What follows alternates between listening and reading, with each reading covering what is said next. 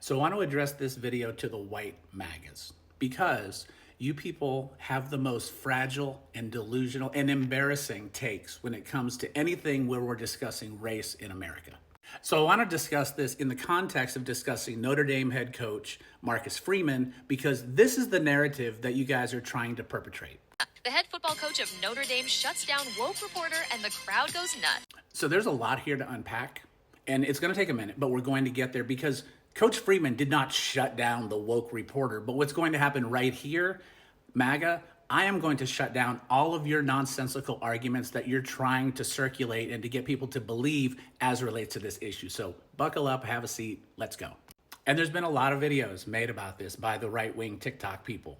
And so the other night, Notre Dame beat Penn State, which made Coach Freeman the first black head coach to make it to the championship game of NCAA football. So here's a clip from one of the videos of these right-wing guys really excited about what Coach Freeman did. So here's how he introduced the video. And then right after this, we're going to look at the actual discussion that happened on the field that they're referencing. So here's one guy's take. ESPN tried to bait Notre Dame coach Marcus Freeman into making their victory over Penn State all about race. He's the first black coach to ever coach in the national title game.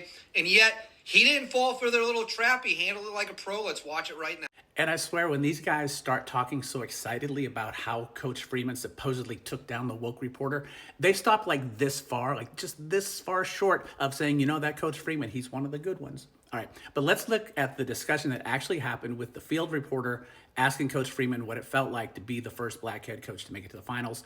Here's the full clip. It's not very long. The first black head coach to go to a national championship game in college football.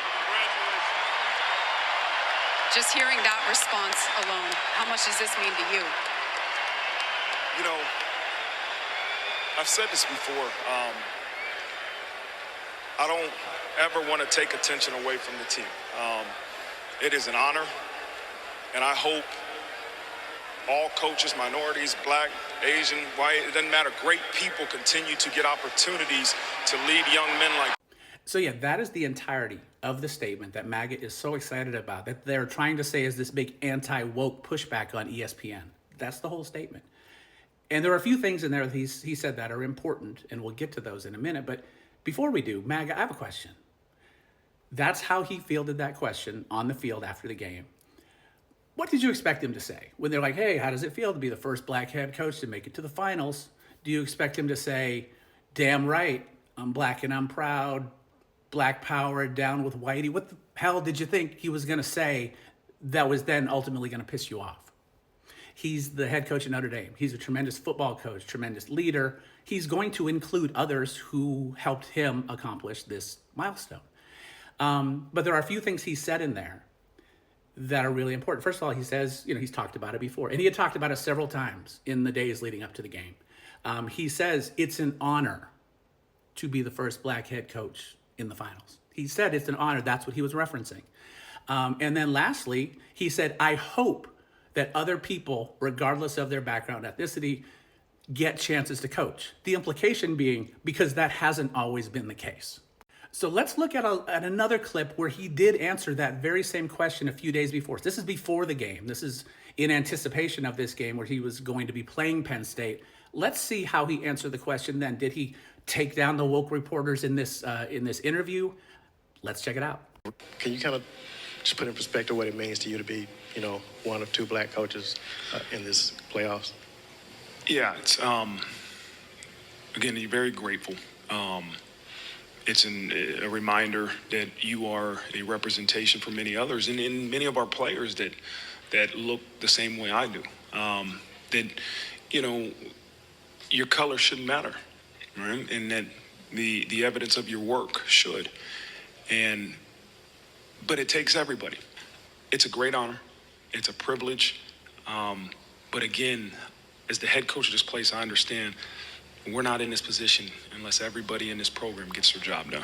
So from that clip, we can see that Coach Freeman certainly appreciates the significance of this accomplishment. He understands the context and the fact that there's been 150 years of college football and not one black head coach has ever won a national championship.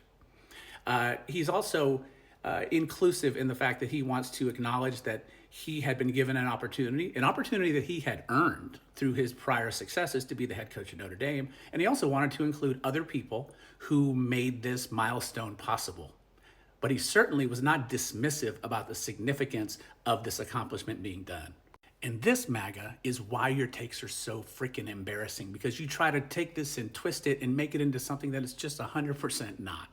Okay, so I think we've put to bed this whole issue about whether or not Coach Freeman agrees that this accomplishment is significant. He clearly agrees that it is. So let's move on to the next false narrative that they're trying to push, which is that sports is a meritocracy. The best people and the best players get the positions, and that's how it's always been, and that's how it should be. But Marcus Freeman, he showcases how sports are about meritocracy, not diversity, equity, and inclusion. The best person should be the coach. The best players should be on the... And of course, I think we can all agree that, yeah, the best candidates for the coaching jobs should get the jobs. The best players should be playing on the field. And I think over the last 50 years, since the SEC finally integrated their sports teams, player-wise, I think we're there. I don't think there's a big issue about people being sat out of the game because of the color of their skin. So we've done that player-wise, but have we done it coaching-wise? Because in the clip we just watched, that guy said that sports is a meritocracy, meaning this is where we are.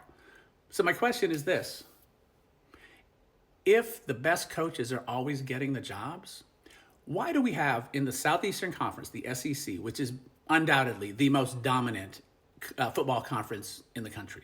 There are 16 teams in that conference. Not one black coach is coaching any of the SEC teams. Not one. Now, in the history of the SEC, which goes back well over 100 years, there have been 5.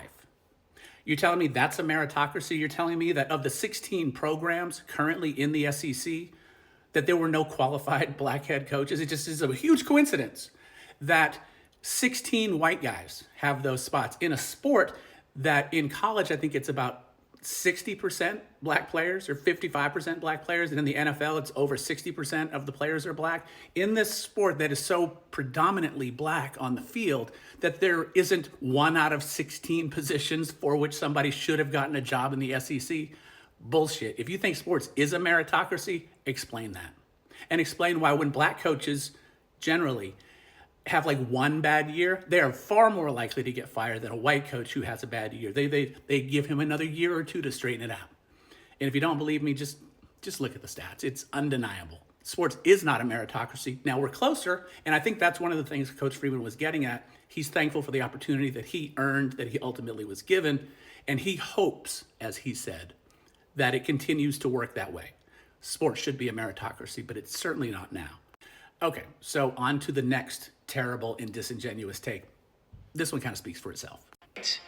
But they never mention him being the first head coach of Asian descent to make it to the national championship, because no, it's a black and white spectrum meant to divide. It's nonsense. And this take really just goes back to the idea that MAGA is terrified to talk about race in any meaningful or productive way, because I feel I shouldn't have to explain why Coach Freeman, who is also of Asian descent, why him being of Asian descent and achieving this milestone maybe isn't as significant as the fact that he's black. Because as recently discussed, the sport is predominantly black, and there have been barriers that are undeniable where black people have been shut out of these coaching jobs, certainly shut out of coaching jobs at elite and Division I programs. And so while certainly we can applaud him, I guess he may be the first Asian coach also to make it to the finals, the math there is significantly different in this sport. So you're really grasping at straws when you're trying to make that point. And then just one final point that I will take MAGA down on as to this topic. The milestone here is that he's the first black head coach to make it to the championship finals. Well, and that's true. And that's the wording there is very particular because college football has had a long and odd history when it comes to crowning their champion. So the point some of these guys will make is, hey, there's only been a championship playoff for 10 years. It's really not even that big a deal. And it's true, the system has changed. Up until the early 90s, it was really a crapshoot of voting for champions, and you got different divided championships. And it's only been the last 10 years we've had a championship playoff. But the fact is, no black head coach has ever coached a national championship winning team regardless of the system that was in place at the time when they played. So thanks for watching.